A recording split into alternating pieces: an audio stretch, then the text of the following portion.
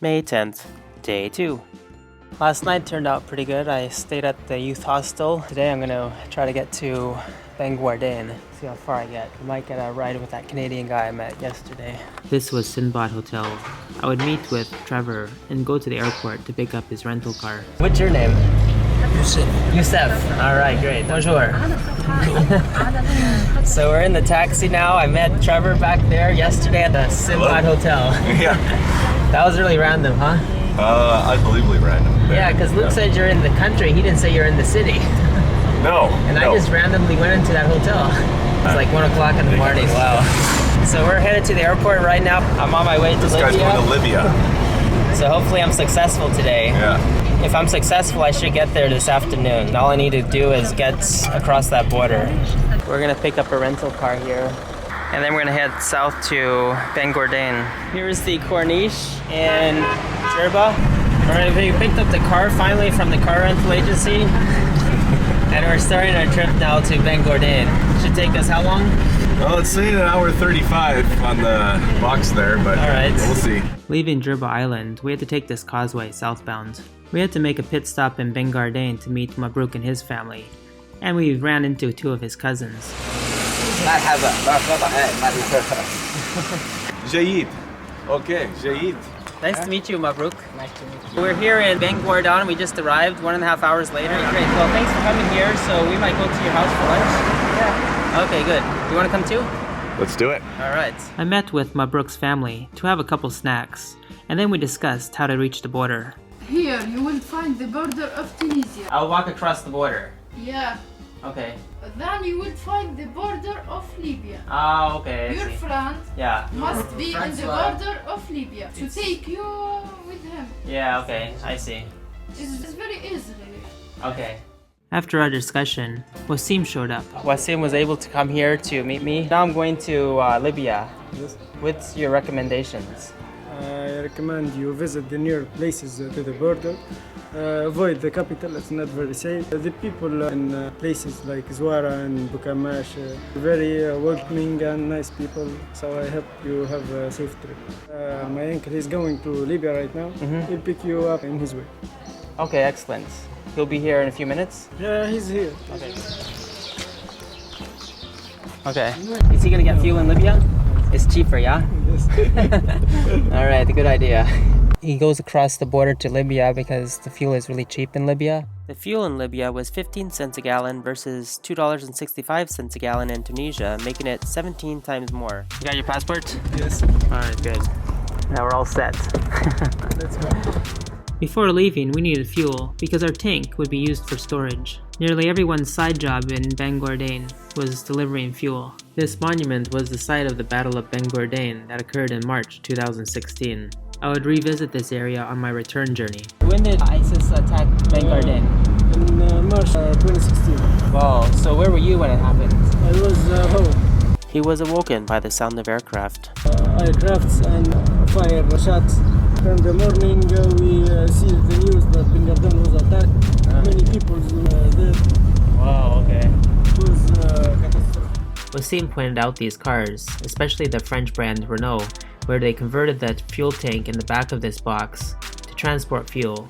The cars itself were in pretty bad conditions, no lights, but at least they transported fuel. That was the main objective. As I learned on my previous travels, donkeys were always a more reliable form of transportation than the automobile. As we drove, I saw a sign that said caution for camels. Oops, let's back up. We just saw some camels beside the road. Oh yeah, there they are. All those camels. Wow, that's over 100, maybe 200 camels. So they're just roaming around. There is a guy with them.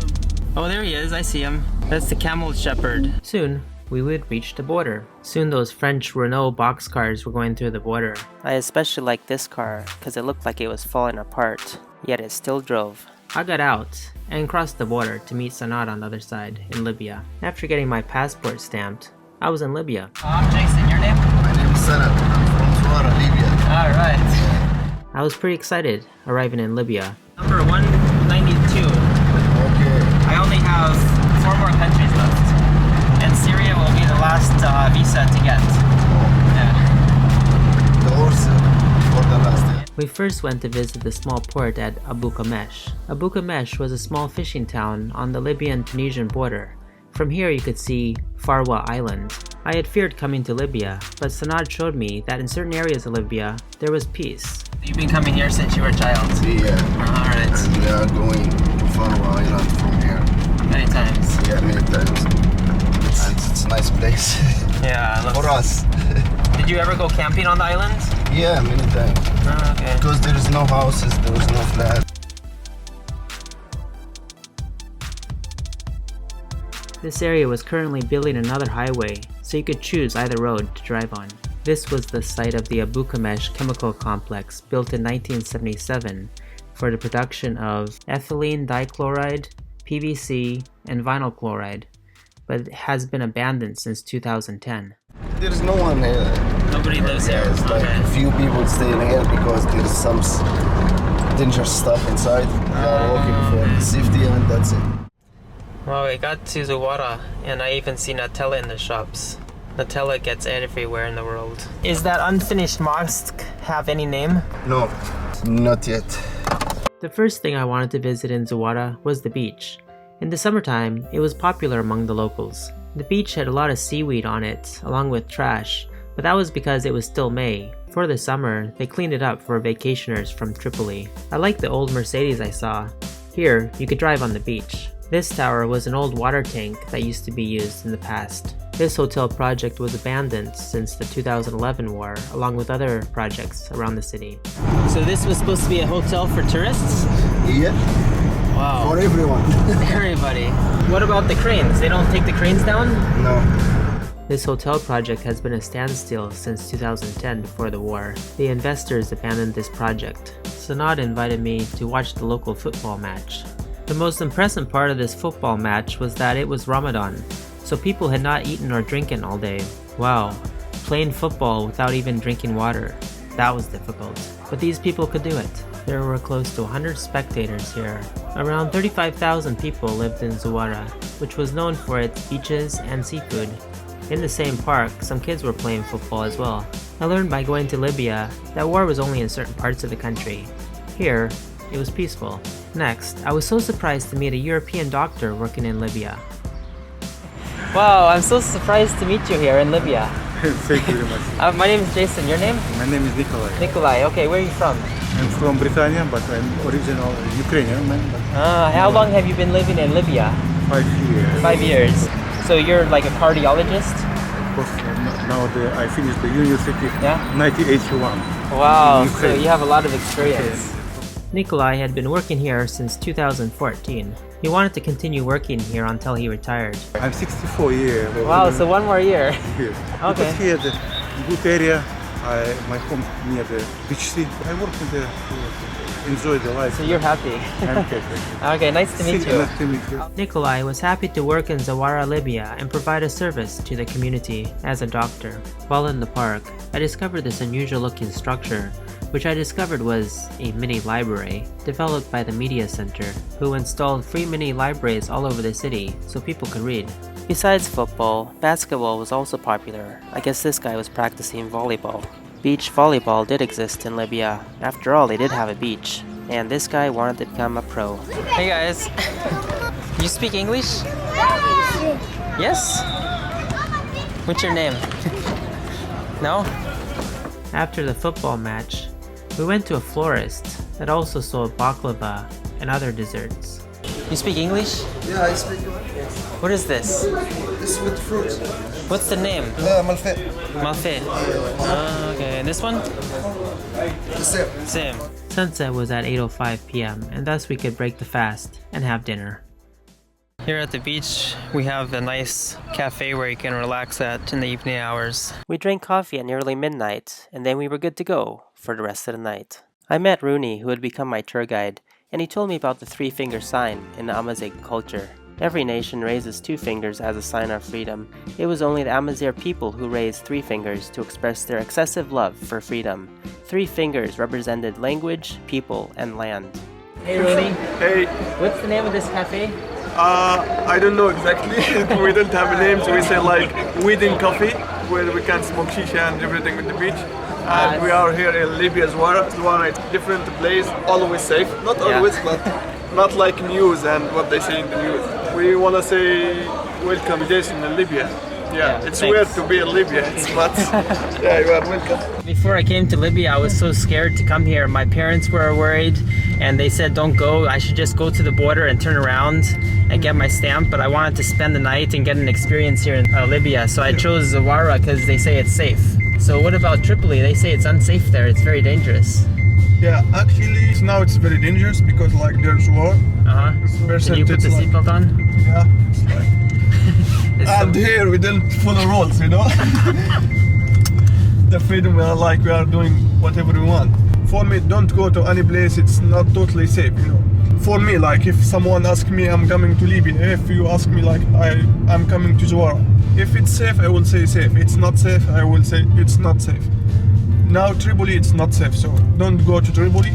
There's many places in Tripoli it's safe, but this time it's not good to be there. But before 4th April, it's normal. It's like here in Zuwara, like in Zawiya, Musrata, mountains like Nafusa mountains. You can go everywhere. I have many friends from like Switzerland, 2 girls from London. They are coming here by them cars, and we're driving cross over Libya. Everything is safe, but now it's not safe. When I sent you a message, I knew I could trust you. Thank you very much. Yeah, thank you. Yeah, as I told you, I want to be honest, you know. Sometimes when I watch the news and the media, I get so scared, but they always focus on the worst of the worst. They always spot there's war, there's blah blah blah, but never they say it's the truth. In the news, it's everything, it's different, you know. And after talking with Rooney on my first night in Libya, I realized everywhere in the world was safe as long as you avoided the localized areas of conflict. Danger was only relative. So even though it's midnight, everyone's still up. Yeah, it's still up. Yeah, anytime. We have beautiful beaches, really. Like I have been in Barcelona, I have been in Rome, I have been in Amsterdam, but the best place to get summer here in Zuwara. Believe me, but not because I'm from Zuwara. Everything it's different. As a couch surfing, if you want to know the truth, be with local people, you know. With local people, you can understand everything. Look, it's 12:07 midnight. Can we find the barber shop that's open? Yeah. Really? At Yes. midnight? Yeah. Wow, that's amazing. Anything, you can find anything. Yeah. That's great. And indeed, the barber shop was open. In fact, they were so busy, we would have to come back. Yeah, it's like we will back after like 10 minutes or... Okay. And as we left, more customers came in. We went to visit one of the travel agencies in town. What kind of tours do you make, or is it just for flights to get to Europe and whatnot? No, it's even tours like in Tunisia or in Turkey or everywhere. And like booking flights, visas for everywhere. Yeah. I found this drink, it's called Shandy. In the Caribbean, they call it Shandy. These dates were so fresh, they didn't even look wrinkled. We spent many times here, so we need to eat. Luxury Libyan dates. The best thing in Libya is food. Food everywhere and delicious. That's the best thing? In Libya, there's nothing to do, just eating. Wow, it sounds like Alaska. This is such a nice kitchen. Thank you, yeah. It's not very rich, it's love for... This for your workers. Yeah, fast food. Yeah. Oh, Jason, what are you doing now? I'm gonna get my hair cut here in Zuwara, Libya. At the midnight. Yeah, at midnight. It's 12:30 a.m. right now. Okay. By the time I finish, it'll be 1 a.m. Yeah, and they are still open. Which kind of haircut you want to do? Like his. Like his one? Okay, let's see. I want a Libyan hairstyle. Libyan hairstyle. Okay, let's see what's gonna happen. Okay, good.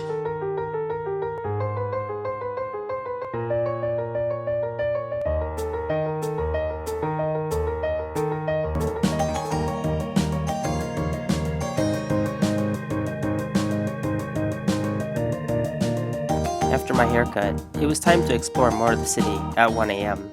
He did a good job for my haircut. I was curious, are there any Chinese restaurants or Chinese shops here? No, we don't have. No? No. Have you ever seen any Chinese people in Libya? In the past, yeah, but we don't have like a Chinese restaurant or any Asian restaurant here. We got word that another soccer match was playing with one of their relatives in it, so we returned to watch the match. So 1:30 a.m. in the morning, and we're gonna go watch Watching this. soccer game, yeah. So no matter what time it is, we're still up. Yeah, exactly. It's nightlife in Ramadan in Zuwara. You're not tired. No, a little bit because I wake up a little bit early. Because if you, the Egyptian people who live here and work here, they need the team and they are playing with us. Black is Egyptian and the other one is From here, the local. Okay. Even in Libya, teenagers were pranksters. Watch this guy try to pour water over the kid's head from behind. After attending the football match, we went to visit friends. So what are we doing now? Well, doing nothing.